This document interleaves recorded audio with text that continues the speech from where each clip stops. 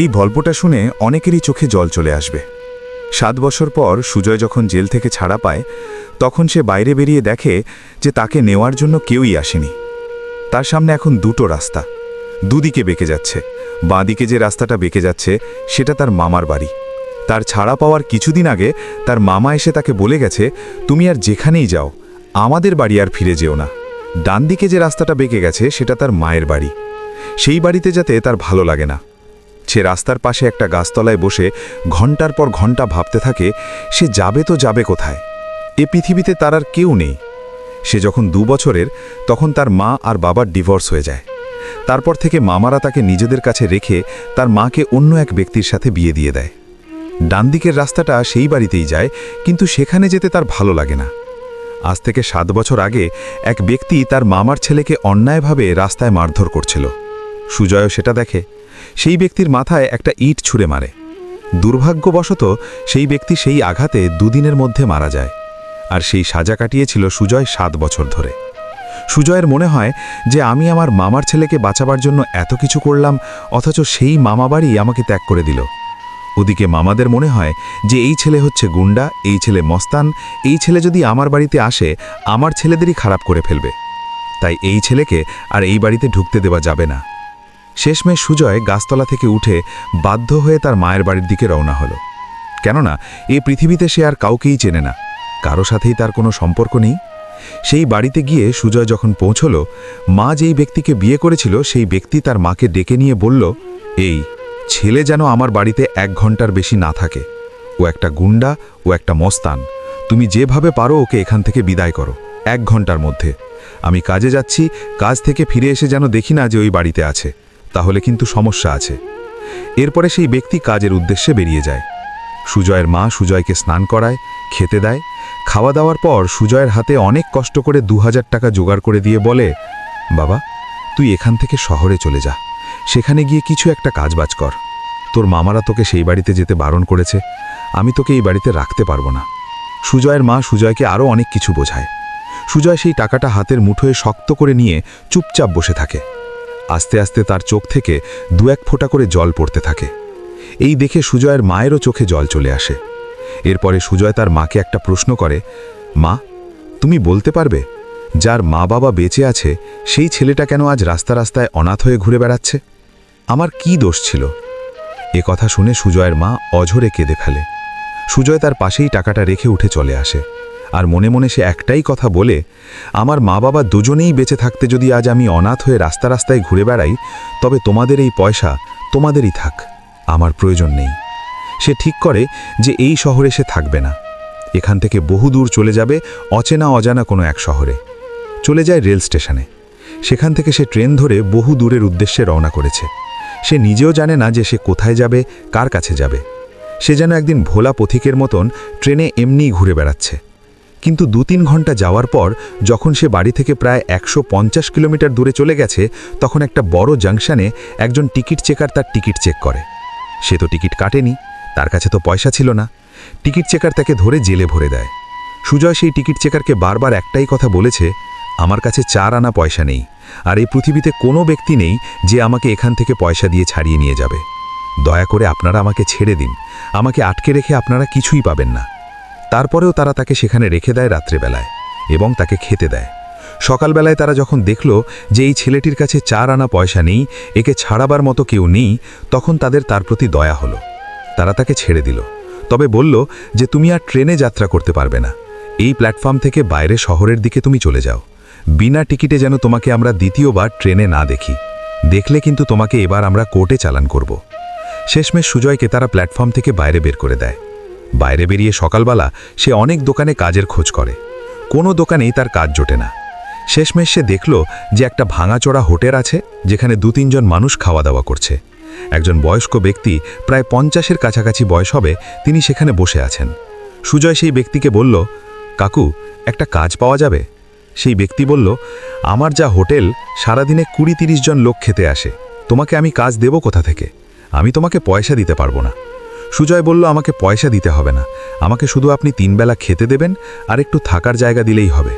সেই ব্যক্তি বলল যে তোমার বাড়ি কোথায়, তুমি কোথা থেকে এসেছো? তখন সুজয় তার বাড়ি থেকে 20 কিলোমিটার দূরের একটা বড় শহরের নাম বলল, যে আমি ওখান থেকে এসেছি। সেই ব্যক্তি বলল, আচ্ছা ঠিক আছে, আমি তোমাকে কাজ দিতে পারি। তুমি 3 বেলা খাবার দাবার পাবে, কিন্তু তোমাকে এই হোটেলেই ঘুমোতে হবে। সুজয় বলল, ঠিক আছে, কোনো সমস্যা নেই।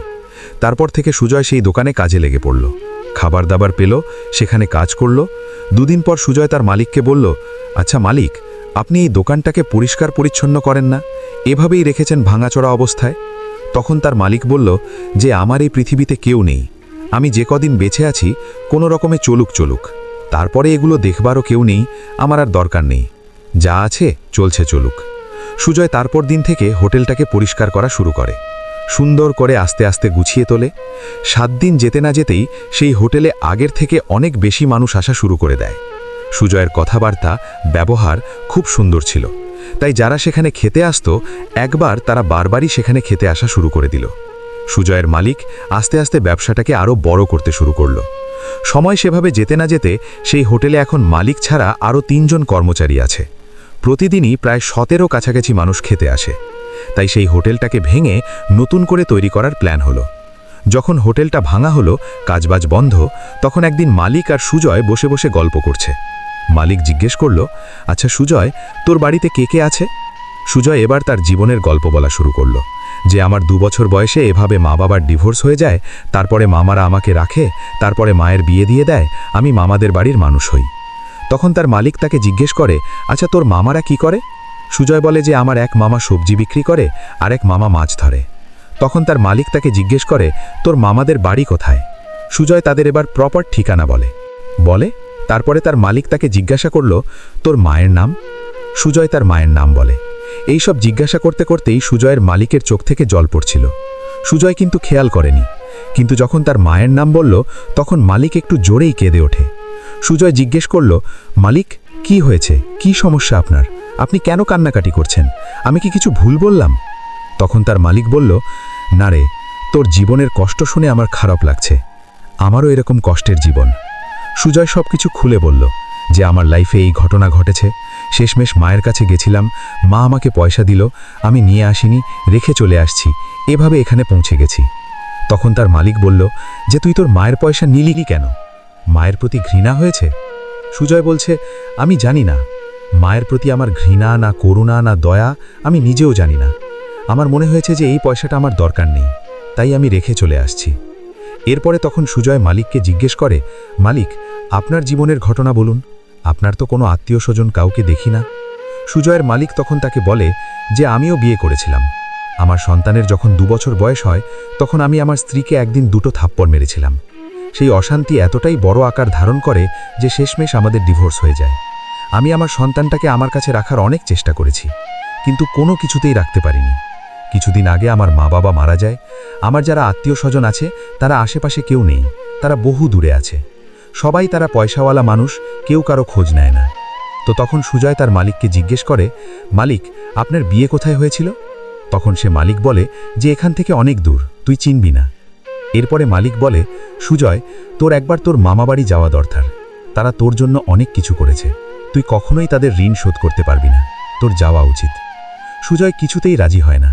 শেষমেশ মালিক তাকে জোর করেই বলল, যে তুই 50,000 টাকা নিয়ে যা, তোর মামা মা এদেরকে দেখ তারা কিভাবে আছে, তারা তোর জন্য কিছু না কিছু তো করেছে, তুই রাগ করেছিস না, তুই যা। শেষমেশ মালিক তাকে 50,000 টাকা দিয়ে জোর করেই তার মামা বাড়িতে পাঠায়। সেখানে এসে সে দেখে যে মামা মামি সবাই উদাস হয়ে বসে আছে। এতক্ষণ তাদের মাথায় যেন কোনো একটা চিন্তা ছিল, কিন্তু যখন তারা সুজয়কে দেখল এখন যেন তাদের চিন্তা দ্বিগুণ হয়ে গেল। তারা সবাই বিরক্ত হয়ে উঠল। মামা তো বিশেষ করে অনেকটা তেড়ে মেরে বলল, তোকে বলেছিলাম না আমার বাড়িতে আসবি না, কেন এলি তুই? সুজয়ের যখন 15 বছর বয়স তখন সে জেলে গেছিল, নাবালক ছিল বলে 7 বছরেরই খালাসি পেয়ে গেছে। এখন সুজয় 22 বছরের হয়েছে। তার মামা মা বোন তাকে খুব ভালোবাসত। 7 বছর পর দাদাকে দেখে সে আনন্দে যেন ভরে ধরেছে, তাকে ঘরে টেনে নিয়ে গেল। তখন সুজয় তার বোনকে জিজ্ঞেস করে, কি হয়েছে রে, বাড়িতে সবাই চুপচাপ বসে আছে, মন খারাপ করে? তখন তার বোন বলে, যে আমার 4 দিন পরে বিয়ে, টাকা জোয়ার হচ্ছে না বলে তাদের মন খারাপ। সুজয় জিজ্ঞেস করে, যে কত টাকা লাগবে? বোন বলে, যে দাদা 30,000 টাকা লাগবে, কোনোভাবে জোয়ার হচ্ছে না। সুজয় সঙ্গে সঙ্গে তার পকেট থেকে 30,000 টাকা বের করে তার মামার হাতে দেয়। দিয়ে বলে, মামা, এটা আমার সৎ পথের ইনকামের পয়সা। আমি শহরে একটা হোটেলে কাজ করি। এই টাকাটা রাখো, বোনের বিয়েতে খরচা করো। মামা সেই টাকাটা হাতে নিল, কিন্তু সুজয়কে কোনো কথা বলতে পারল না। হয়তো কোনো কিছু বলতে চাইছিল, সেটা তার বুকে বাজছিল, তাই তিনি আর কিছু বললেন না। সুজয় উঠে গেল, স্নান খাওয়া করল, বোনকে নিয়ে বিকালবেলা সে তার মায়ের বাড়ি পৌঁছল। সে বাড়িতে গিয়ে দেখে যে সেই বাড়ির মালিক তার নতুন মায়ের স্বামী অসুস্থ হয়ে বিছানায় পড়ে আছে প্রায় 1 মাস ধরে। তাদের এখন আর ইনকাম নেই, খাওয়া দাওয়া ঠিকমতো জুটছে না, এমনকি সেই ব্যক্তির চিকিৎসা ঠিকঠাক হচ্ছে না। 2 সন্তান, একজনের 16 বছর বয়স, একজনের 18 বছর বয়স। তারাও পড়াশোনা ছেড়ে দিয়ে বাড়িতে বসে আছে। সংসার যেন কোনো রকমই চলছে না। শেষমেশ সুজয় তার মায়ের দিকে তাকিয়ে দেখে যে মায়ের শারীরিক অবস্থা দিন দিন খারাপ হয়ে যাচ্ছে। পার্ট 2 খুবই তাড়াতাড়ি আসতে চলেছে। পুরো স্টোরি পেতে চ্যানেলটি সাবস্ক্রাইব করে আমাদের পাশে থাকুন। ধন্যবাদ।